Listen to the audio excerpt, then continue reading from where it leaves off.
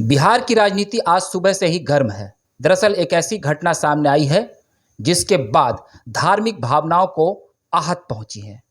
इस मुद्दे पर बात करने के लिए आज हमारे साथ विश्व हिंदू परिषद के दक्षिण बिहार प्रांत अध्यक्ष कामेश्वर चौपाल जी मौजूद हैं और उनका एक और परिचय है। वो दरअसल अयोध्या में राम जन्मभूमि तीर्थ क्षेत्र के कमेटी में अस्थाई सदस्य के तौर पर भी अपनी सेवा दे रहे हैं। बहुत बड़े पद पर हैं और वो आज हमारे साथ हैं। हमारा सौभाग्य है कि हम उनसे इस मामले पर, जो मामला आज हुआ है, मैं अभी विस्तार से बताऊंगा उसके बारे में और विस्तार से हम चर्चा करेंगे।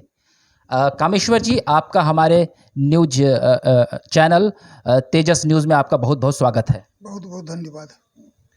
दरअसल आज एक घटना जो सुबह से लोगों के सामने आई है वो ये है कि मुख्यमंत्री कल यानी सोमवार को गया में थे और गया के विष्णुपद में उनके साथ मंदिर के गर्भगृह में बिहार सरकार के सूचना एवं प्रौद्योगिकी मंत्री, जो कि एक दूसरे धर्म से हैं, मुस्लिम धर्म से हैं, जिनका प्रवेश वर्जित है, मंदिर के बाहर साफ साफ बड़े अक्षरों में लिखा हुआ है कि यहाँ दूसरे धर्म संप्रदाय के लोग प्रवेश नहीं कर सकते हैं। जी हाँ, मोहम्मद इसराइल अंसारी जी बिहार सरकार के मंत्री मुख्यमंत्री नीतीश कुमार के साथ अंदर मौजूद थे। तस्वीरें सामने हैं। सोशल मीडिया से लेकर तमाम प्लेटफॉर्म पर, टीवी चैनल्स पर, अखबार में ये खबरें रंगी हुई है और इस पर उन्होंने एक बयान भी दिया है जिससे और धार्मिक भावनाएं आहत हुई है। तो इस पर विस्तार से चर्चा करने के लिए कामेश्वर चौपाल जी मौजूद हैं। हम उनसे पहला सवाल ये पूछेंगे कि एक पहली प्रतिक्रिया इस पर आपकी क्या है? देखिए, इस समय धर्मों को लेकर देश बहुत संजीदगी है और छोटी छोटी बात को लेकर देश में जिस प्रकार का ये वातावरण बनता जा रहा है, उसमें से मुख्यमंत्री सरीखे जवाबदेह व्यक्ति को बहुत सावधानी बरतना चाहिए था। आप जानते हैं, आज ही के दिन घटना घटी आंध्रा में, या तेलंगाना कहिए उसको आप। उन्होंने केवल छोटी सी बात कही और पूरे देश में सर तन से अलग ऐसा नारा शुरू हो गया और देश में ये घटना आम हो गई है। तो हमको एक विचार करना पड़ेगा कि एक धर्म धर्म है और बाकी धर्म का कोई सम्मान नहीं है, कोई मान नहीं है, उनकी कोई व्यवस्था नहीं है, ऐसा मान के चलना ठीक नहीं है। देश के अंदर कई मंदिर हिंदू के भी हैं और कई मुसलमानों के भी हैं, जो खास लोगों के लिए ही खुला रहता है। जैसे मक्का केवल इस्लाम के लोग जा सकते हैं। विश्व का कोई भी, किसी भी धर्म के लोग जो इस्लाम के धर्म को नहीं मानते हैं, वो नहीं जा सकते वहाँ। नेपाल में पशुपतिनाथ मंदिर है, वहाँ गैर हिंदू नहीं जा सकता। हमारे यहाँ भी जगन्नाथ मंदिर है और गया के ये जो हमारे विष्णुपद मंदिर है, वहाँ भी कोई गैर हिंदू नहीं जा सकता। बड़े बड़े बोर्ड लगे हुए हैं, हिंदी में है, अंग्रेजी में है, उर्दू में है, बंगला में है, ताकि लोगों को समझने में सुविधा हो।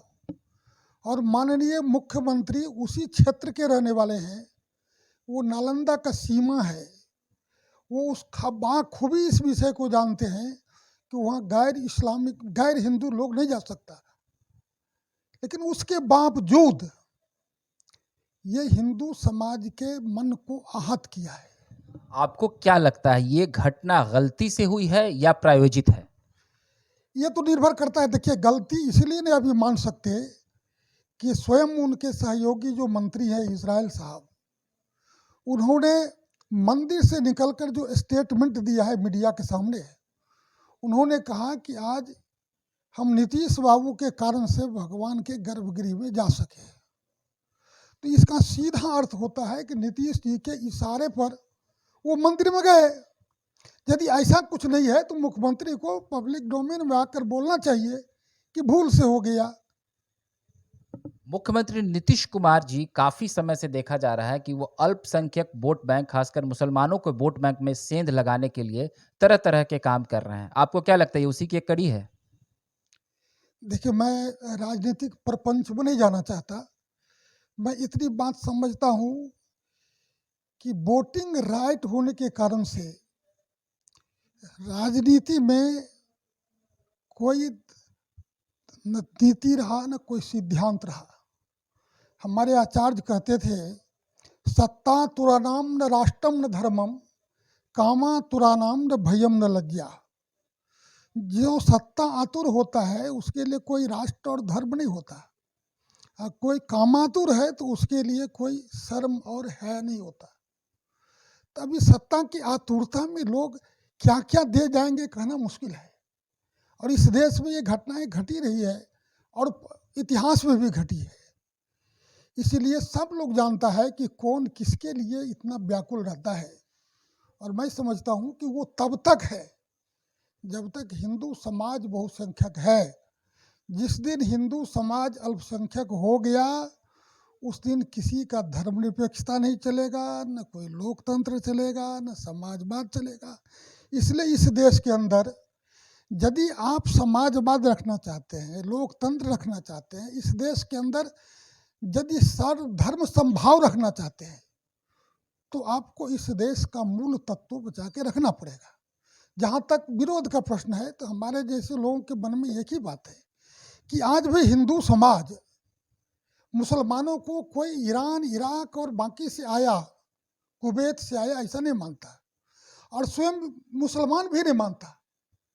अभी 5 साल पहले जो रिपोर्ट आया पार्लियामेंट में, तो मुसलमानों ने भी स्वीकारा कि हमारे 98% लोग जो हिंदुस्तानी है मुसलमान, वो भारत से कन्वर्टेड मुसलमान है। और हम इसमें विरोध नहीं करेंगे यदि वो भारतीय संस्कृति को, सभ्यता को, यहाँ के मानबिंदु को, यहाँ के आराध्य को, उनके प्रति श्रद्धा और विश्वास रखता है, तो ये तो देश के हित में है। और इसी के लिए हम यहाँ पर में घर वापसी का भी काम करते हैं, और लाखों लोग घर वापसी कर रहे हैं। यदि ऐसा कुछ है उनके मन में कि हमको भारत की धरती से प्यार है, हमको भारत की संस्कृति सभ्यता से प्यार है, भारत के महापुरुषों से प्यार है, यहाँ के कण-कण से प्यार है, और इसलिए हम वहाँ भी जा सकते हैं। क्योंकि आप जानते हैं गया की भूमि जो है ये मोक्ष की नगरी है और ज्ञान की नगरी है। संसार के लोग ज्ञान के लिए गया आते रहे। आज ठीक है कि वो ध्वस्त हो गया, लेकिन फिर भी आज गया संदेश देता है, ज्ञान की भूमि के रूप में भगवान बुद्ध के संदेश संसार में जा रहे हैं। आपको इस घटना के बाद क्या लगता है कि इस घटना का कितना असर पड़ेगा प्रदेश की राजनीति में, और इस घटना की भरपाई कैसे की जा सकती है? देखिए, असर तो तब पड़ेगा जब माननीय मुख्यमंत्री जी मौन हो जाएंगे। माननीय मुख्यमंत्री के हाथ में यह विषय है कि बिहार में इसको जलने दे या बुता दे। वो पब्लिक डोमेन में आके मीडिया के सामने बोल दे कि भाई ये भूलवश हो गया, और यदि इससे किसी का मन आहत है तो मैं उसके लिए क्षमा चाहता हूँ, माफ़ी मांगता हूँ। अभी हाल ही में आपकी राहें उनसे जुदा हुई है। आप जो बीजेपी जो आपके मतलब पार्टी है, और एक तरह से कह सकते हैं आरएसएस का एक विंग है और राजनीतिक पार्टी है, उससे अलग हुए हैं नीतीश कुमार। तो क्या लगता है वो नीतीश कुमार जी बीजेपी के साथ ये एक किसी तरह का वो कोई मनमुटाव है, या बीजेपी का जो एजेंडा है उसके खिलाफ आपकी भावनाओं को वो आहत कर रहे हैं और आगे भी करेंगे? ये ऐसा कुछ नहीं है, संगत का दोष है। देखिए, मेरे साथ थे वो, तो राम मंदिर पर भव्य मंदिर बन रहा था, कभी उनका स्टेटमेंट उल्टा पुल्टा नहीं आया। और ये 3 दिन की संगति के कारण ये दोष निर्माण हुआ है।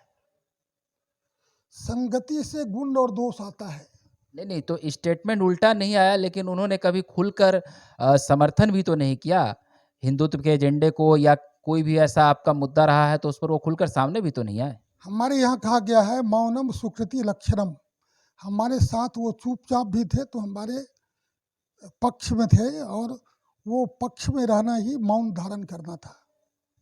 अभी जो बिहार में जिस तरीके से राजद सत्ता में आगे ड्राइविंग सीट पर दिख रही है, और जो कई सारी और अपराध की घटनाएं हो रही हैं, तो अभी क्या लगता है कि अब बिहार में जो बीजेपी का धर्म का जो एजेंडा है उस पर भी प्रहार किया जाएगा, और उसी की शुरुआत है? देखिए, बिहार में बीजेपी का धर्म का एजेंडा नहीं है। आप लोग गलत समझते हैं। ये एजेंडा है, जिस एजेंडा को आप धर्म के एजेंडा कहते हैं, यही देश का मूल एजेंडा है। उस समय मैं तो नहीं था, न बीजेपी था, न आरएसएस था, जब इस देश में भारत वंदे मातरम का उद्घोष हुआ था। वंदे मातरम का उद्घोष करने वाले कौन लोग थे? उस समय के लोग जो चीख चीख के कहते थे कि भारत माता गुलामी के जंजीर में जकड़ी हुई है। भारत के नौजवानों अपने प्राणों की आहुति दे करके भारत माता को गुलामी से मुक्ति दिलाओ। क्या वो भारत माता को देखा था? क्या वो धर्म की राजनीति थी? जब राम नाम करके पूरे देश में गांधी जी, रघुपति राघव, राजा राम करके देश का जागरण कर रहे थे, तो वो क्या धर्म की राजनीति थी? इस देश का प्राण तत्व है, इस देश के अंदर, इसके संस्कृति के अंदर, इसके मर्यादाओं के अंदर, और उसी का आह्वान उस समय लोगों ने किया था, उसी का जागरण हम कर रहे हैं आज। इसलिए जिसको सत्ता की आतुरता है, उनको लगता है कि यह देश सोया रहे, इस देश के लोग सोए रहे और इस देश को हमको लूटने में मजा आते रहे। अच्छा, बिहार में भी जिस तरीके से उन अब हिंदुओं जो है वो धीरे-धीरे उनकी संख्या कम हो रही है और मुसलमानों की तादाद धीरे-धीरे बढ़ रही है। आपको क्या लगता है बिहार में भी घुसपैठ है और खासकर सीमांचल के इलाकों में? और अगर घुसपैठ है तो उसको रोकने के लिए आरएसएस क्या कदम उठा रही है या उठाएगी? देखिए, आरएसएस सत्ता में नहीं है और आरएसएस उसके लिए आज से नहीं। मुझे याद है कि 1980 में किशनगंज में हम लोगों ने सम्मेलन किया था और तभी देश को भी और राज्य का भी ध्यान आकर्षित किया था कि बांग्लादेशी घुसपैठी बड़ी भारी पैमाने में देश में आ रहा है और वो यहाँ का डेमोग्राफी चेंज कर देगा। और तब से अभी तक संघ ने भी और देश में देश की चिंता करने वाले जितनी संस्थाओं ने भी वो इस काम में निरंतर सरकार का ध्यान आकृष्ट करते रहा है कि इस प्रकार का चेंजेज आया तो यह क्षेत्र भी आज नहीं तो देर सवेर कश्मीर साबित होगा। तो आपको क्या लगता है कि बिहार में नीतीश कुमार भी ममता बनर्जी की तरह यह हथकंडा अपनाएंगे और अपनी वोट बैंक पॉलिटिक्स को और मजबूत करेंगे और वो घुसपैठ को बढ़ावा देंगे? देखिए, मैं समझता हूँ कि नीतीश कुमार अब करके भी नहीं कर पाएंगे, क्योंकि नीतीश कुमार पर जो रंग चढ़ गया है, मुसलमान इतना कच्चा गोटी नहीं खेलता है। वो जानता है कि 17 साल जहाँ रहे उसका संस्कार 2 दिन में नहीं जाएगा। इसलिए नीतीश कुमार जी अब न यतो भ्रष्ट ततो भ्रष्ट की स्थिति में है। मुसलमान यदि उनको मानते तो 13 कैंडिडेट दिए थे, वो कोई जीते क्या? कोई नहीं जीते और आगे भी नहीं जीतेंगे। आज जो हमारे बाबू साहब लोग कहते हैं कि हम बड़ा धर्मनिरपेक्ष हैं, किशनगंज में सब पहलवान गया था, एक सामान्य पहलवान आके सबका जड़ उखाड़ दिया, सब धर्मनिरपेक्षता समझा दिया कैसे होता है। इसलिए मन के जब तक वो अपने संख्या बल के कारण कमजोर दिखता है तब तक वो किसी को साथ ले सकता है, और वो भी साथ कितनी दूरी तक है उतनी ही दूरी तक रहेगा। इसलिए यहाँ के मुसलमानों को यदि भारत के अंदर भारतीय बनना है तो मुसलमान और हिंदू भेद बंद करना पड़ेगा। तो भेद को तो आप भी रह कर कभी न कभी उठाते रहते हैं ना। आप पर ये आरोप लगता है कि आप भेदभाव करते हैं, आप धार्मिक एजेंडा चलाते हैं और देश में सद्भावना बिगाड़ते हैं। ऐसा नीतीश कुमार भी बोलते हैं और इस बार भी उन्होंने जब गठबंधन तोड़ा तो उन्होंने यही कहा कि देश में एक अलग तरह का माहौल बन रहा था और बीजेपी माहौल बिगाड़ रही थी। ये देश में माहौल बन रहा था तो कश्मीर में क्या हो रहा था?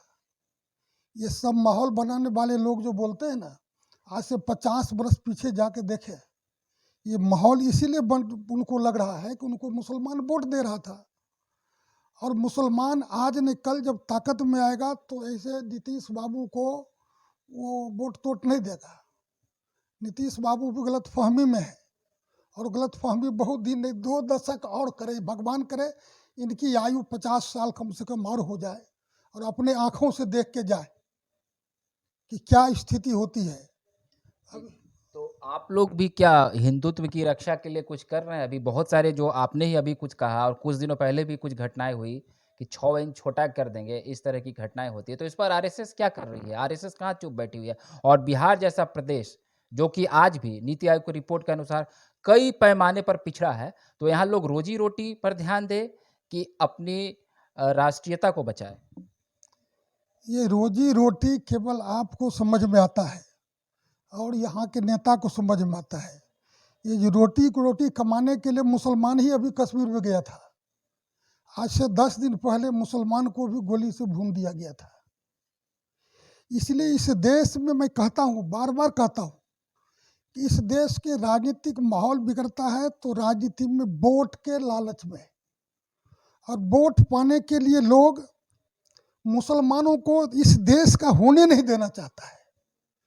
आज तक 70 वर्षों में मुसलमान क्या हुआ, कितना परिवर्तन हो गया। जब साथ लगे लड़ते थे, भारत माता की जय मुसलमान भी कहता था, वंदे मातरम पत्रिका मुसलमान चलाता था, फांसी के फंदे पर चढ़ने के लिए मुसलमान आगे रहते थे।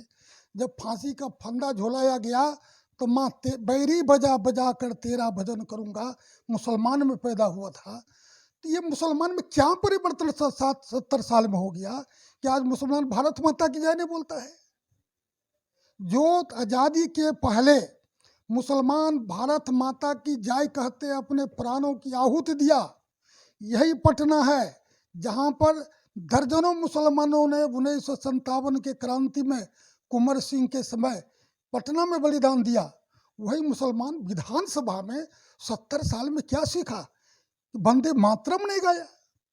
तो इसके लिए कौन जिम्मेदार है? उसके लिए जिम्मेदार ये वोट के लोलुप राजनीतिज्ञ है। तो आप जो ये घटनाक्रम अभी बिहार में हुई है, इस पर आरएसएस क्या करेगी, क्या स्टैंड लेगी? ये मेरा आपसे आखिरी सवाल है। आरएसएस बताएगा कि आरएसएस क्या करेगी। आरएसएस इस सब के लिए केवल समाज जागरण का काम करता है। ये हमारे यहाँ कोई ऐसा सिद्धांत नहीं है। हम चरित्र निर्माण का काम करते हैं। हिंदू हो मुसलमान हो, इस देश से प्यार करें, इस देश में रहे। और इतनी बात तय है कि इस देश के अंदर जितना मुस्लिम समाज प्रसन्न है, सुखी है, संपन्न है, शांति है, सुख है, थोड़ा सा बगल बगल में झांक के देख ले। तो आपको क्या लगता है मंदिर में नहीं जाना चाहिए था? मैं तो ये कहता हूँ कि मंदिर में जो अहर्ता सुनिश्चित है। अच्छा, अब एक बात बताइए हमको आप, नीतीश बाबू कैंपस में बिना अनुमति का भी घुस जाए तो क्या होगा? वो तो देवता ही मनुष्य है, घुस जाएंगे क्या? तो जो व्यवस्थाएं निर्माण कर गई है उस व्यवस्था को खंडित नहीं करना। बिल्कुल। तो ये थे हमारे साथ संघ विचारक और संघ के बहुत पुराने नेता रामेश्वर चौपाल जी, जो कह रहे थे कि जो व्यवस्थाएं बनी है उसको खंडित नहीं करना चाहिए। बिहार के मुख्यमंत्री ने जो किया है ये उनके इशारे पर हुआ है और उनके एक मुस्लिम समुदाय के मंत्री मंदिर में घुसे हैं, तो नीतीश कुमार ही इसके लिए दोषी हैं और वो धार्मिक भावनाओं को आहत पहुंचाना चाहते हैं। तो आप तेजस न्यूज के साथ बने रहिए और अगर आपको हमारा ये वीडियो अच्छा लगा तो आप बेल आइकन में जा करके उसे ज़रूर बटन दबाएं और हमारे चैनल को सब्सक्राइब करें। आप हमारे चैनल पर बने रहिए और हम एक अगली बार फिर एक दूसरे वीडियो में हम आपके सामने और भी कुछ अच्छी रोचक और खबरें और जानकारी लेकर आपके सामने मौजूद होंगे। तब तक के लिए आप हमें इजाज़त दीजिए। मैं हूं शुतोष और तेजस न्यूज़ पर आपका बहुत बहुत स्वागत है। धन्यवाद।